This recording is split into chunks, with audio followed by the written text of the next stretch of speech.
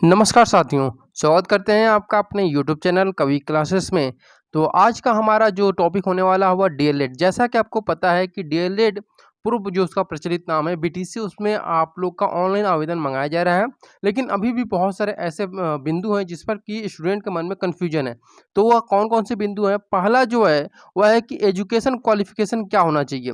ठीक है, education qualification उनका क्या हो और कितने परसेंट तक, यानी कि ग्रेजुएशन में उनका कितना परसेंट हो कि वो लोग बीटीसी का फॉर्म भर सकें, यानी डीएलएड का फॉर्म भर सकें।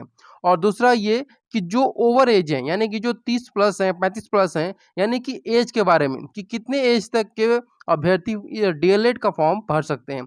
और तीसरा ये कि सभी के मन में ये चल रहा है कि मेरा हाई स्कूल में 50% से कम है, या अब इंटर में 60-70% है, या फिर ग्रेजुएशन में इतने परसेंट है, तो मेरा क्या मुझे बीटीसी का या डीएलएड का फॉर्म भरना चाहिए या नहीं? तो इन सभी चीज़ों के बारे में, कैसे मेरिट तैयार होती है, मेरिट किस आधार पे तैयार होगी, और हाई स्कूल, इंटर, ग्रेजुएशन में कितने परसेंट होने चाहिए ताकि आपका मेरिट में नाम आ सके।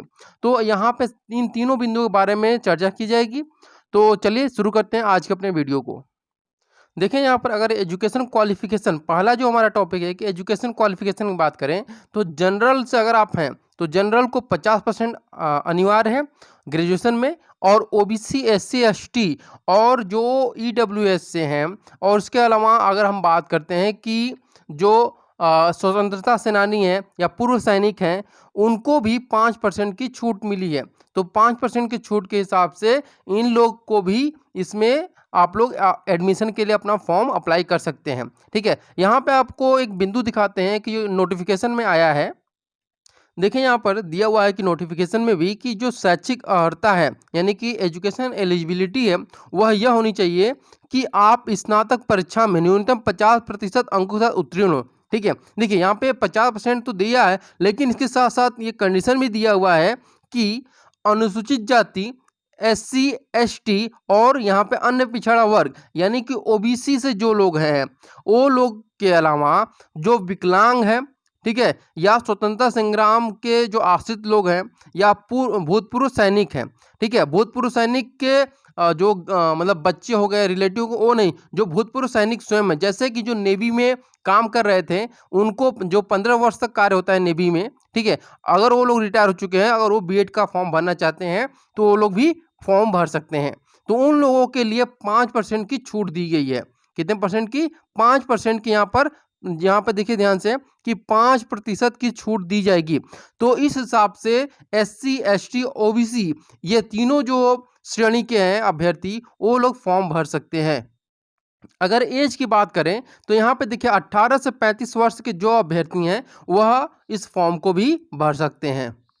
देखिए मेरिट जो होती है तैयार, वह 5 बिंदुओं पर तैयार होती है। पहला जो बिंदु अगर हम बात करते हैं, जो आपका 10th, 12th, ग्रेजुएशन के जो मार्क्स होते हैं, उनको जोड़ा जाता है, और उन तीनों परीक्षाओं, यानी कि 10th, 12th, ग्रेजुएशन को जोड़ने के बाद जो उनका प्रतिशत आता है, उनके योग पर एक आगणन होता है। एक मतलब यहाँ पे मेरिट बनाई जाती है, और उस मेरिट को अवरोही क्रम में श्रेणीवार मेरिट तैयार किया जाता है। श्रेणीवार को मतलब कि जनरल में ओबीसी के कितने हैं, एससी कितने हैं, एसटी कितने हैं, इस हिसाब से एक मेरिट तैयार की जाती है। और मेरिट लिस्ट तैयार होने के बाद आपका क्या होता है कि स्टेट रैंक दिया जाता है आपको, आपकी मेरिट के अनुसार, यानी कि मेरिट में आपका जो श्रेणी होगा, ठीक है, कैटेगरी होगा, उसे भी जोड़ा जाएगा। आपका कैटेगरी जरूर जोड़ा जाएगा, ये ध्यान रखिएगा।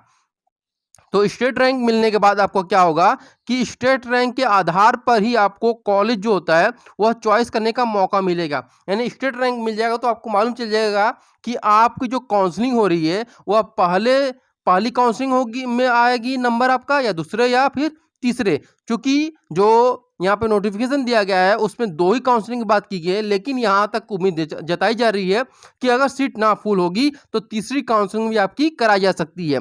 तो इसके बाद अगर आप कॉलेज चॉइस कर लेते हैं तो कम से कम आप जो कॉलेज चॉइस करें उसमें 20 कॉलेज को आप लॉक कर सकते हैं। इसके अलावा अगर हम बात करें तो आप अधिकतम से अधिकतम जितने कॉलेज हैं उन सभी को भी आप लॉक कर सकते हैं। और जैसा कि मैंने लास्ट वीडियो में आपको बताया था कि जो सरकारी कॉलेज है वह 69 है। ठीक है, कितने हैं? 69 है, और प्रत्येक कॉलेज में 200 सीटें होती हैं। तो इस हिसाब से आप लोग अपने स्टेट रैंक के अनुसार आप लोग क्या करते हैं, अप्लाई कर सकते हैं।